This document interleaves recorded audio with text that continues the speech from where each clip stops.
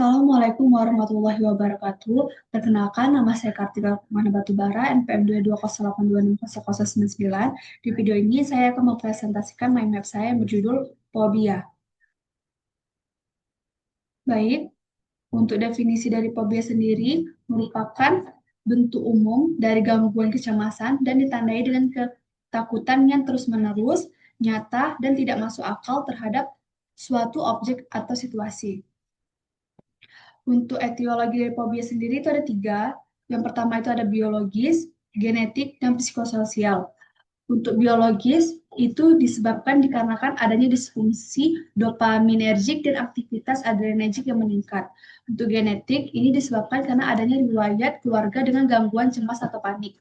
Dan yang psikososial merupakan kombinasi predisposisi genetik dan stres lingkungan. Contohnya itu seperti konflik masa kecil, kehilangan, dan kekerasan.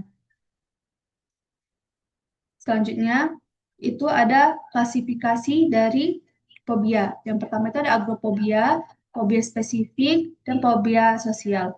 Untuk agrofobia merupakan ketakutan terhadap ruangan terbuka, orang banyak, serta adanya kesulitan untuk segera menyingkir ke tempat yang lebih aman. Selanjutnya untuk fobia spesifik itu merupakan ketakutan irasional terhadap objek atau situasi tertentu. Dia dibagi lagi menjadi beberapa bagian. Yang pertama itu ada akrofobia. Akrofobia ini merupakan ketakutan akan tempat yang tinggi. Lalu ada ailurophobia, merupakan ketakutan pada bulu kucing atau kucing. Selanjutnya ada hidrofobia, yaitu ketakutan terhadap air. Ada juga claustrophobia, merupakan ketakutan terhadap tempat yang tertutup. Ada juga sinofobia, yaitu ketakutan dengan anjing atau bulu anjing. Selanjutnya itu ada myophobia, merupakan ketakutan terhadap sesuatu yang kotor atau yang kotor-kotor dia akan takut. Terus itu ada pyrophobia.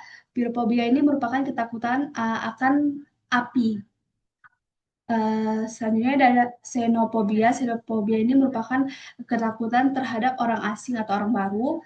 Dan yang terakhir itu ada zoophobia, yaitu ketakutan terhadap hewan-hewan tertentu atau uh, semua hewan mungkin dia takut juga.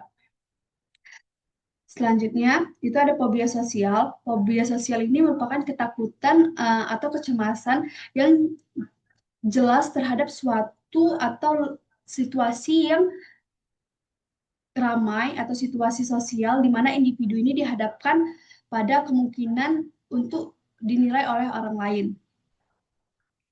Selanjutnya itu ada perjalanan penyakit. Eh, Sebagian besar agrofobia ini sering dipicu oleh gangguan panik dan membaik bila paniknya diobati. Lalu fobia fobia spesifik biasanya muncul sejak masa anak-anak seperti beberapa jenis seperti ketakutan pada hewan, alam, darah, atau pada dewasa muda itu ada situasi sional. Selanjutnya itu ada fobia sosial. Jadi fobia sosial ini mulai pada usia anak akhir atau remaja awal dan bersifat kronik. Lalu ada juga perjalanan ini dapat menurunkan kualitas hidup serta menyebabkan depresi atau penyalahgunaan zat. Baik, selanjutnya untuk tanda dan gejala, dia ada agrofobia, fobia spesifik, dan juga fobia sosial. Untuk yang agrofobia, dia ini bisa menyebabkan gangguan terhadap fungsi pekerjaan dan sosial, terjadinya juga gangguan panik, peristiwa traumatis, dan juga berlangsung sekurang-kurangnya itu 6 bulan. Untuk fobia spesifik, dia ini memiliki kecemasan yang parah, serangan panik, mencoba untuk menghindari stimulus fobianya. Dia juga kesulitan untuk menghindari situasi yang memicu kecemasan diri dia. Lalu untuk yang fobia sosial, dia itu terdapat ketakutan akan situasi sosial seperti tempat-tempat ramai atau berjumpa banyak orang dan orang-orang baru mungkin. Terus dia juga melibatkan pengawasan atau kontak dengan orang asing, takut mempermalukan diri mereka sendiri dalam situasi sosial. dan juga takut melakukan aktivitas di depan umum atau di depan banyak orang. Lalu, untuk kriteria diagnosisnya, pada dia agoraphobia, dia itu memiliki gejala psikologis, perilaku atau otonomik yang timbul harus manifestasi prima dari ansietasnya. Lalu ansietasnya ini harus terbatas pada situasi yang melibatkan banyak orang. Dan juga dia ini kebanyakan menghindari situasi fobiknya atau menghindari sesuatu yang mereka takuti. Untuk yang fobia spesifik, itu dia harus ada gejala psikologis, perilaku atau otonomi yang timbul, manifestasi primer dari ansietasnya, lalu dia juga menghindari situasi fobik atau situasi yang membuat dia takut atau membuat dia merasa cemas. Lalu untuk yang fobia sosial, dia itu juga harus ada gejala psikologis, manifestasi primer dari ansietasnya, terbatas pada situasi sosial tertentu, dan menghindari situasi fobiknya juga. Untuk tata laksana dari fobia sendiri, dia ada yang farmakologi dan juga non-farmakologi. Untuk farmakologinya itu ada pada golongan serotonin selektif reuptake inhibitor, yaitu ada fluoxetine dan juga sertraline. Untuk fluoxetine ini, dia dosisnya bisa 20 sampai 40 mg. Untuk sertraline sendiri dosisnya itu 50 mg. Bisa juga kita kasih benzodiazepin, venlafaxine, dan propanolol. Untuk terapi non farmakologinya itu yang pertama itu ada exposure terapi.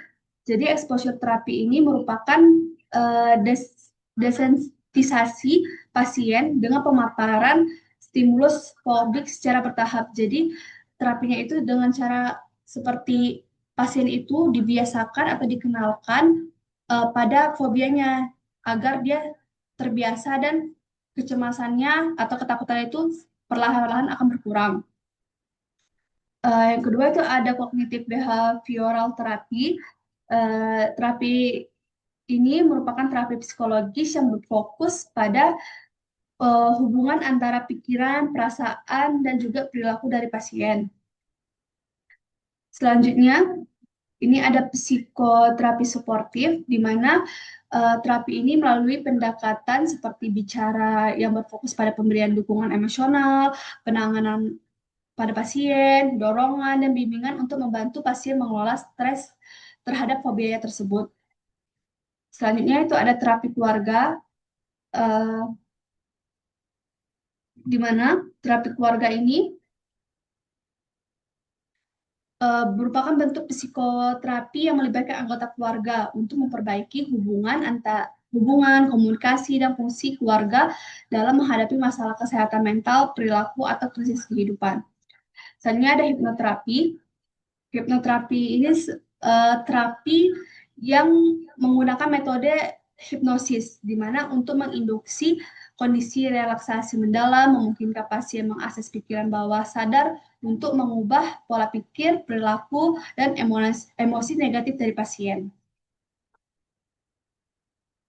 Untuk prognosis dari fobia ini sebenarnya prognosisnya baik dengan terapi kognitif, perilaku, dan farmakoterapi yang dijalani dengan konsisten, tetapi dia bisa menjadi kronik bila tidak diobati atau pengobatan ini tidak konsisten, dan juga pasiennya ini harus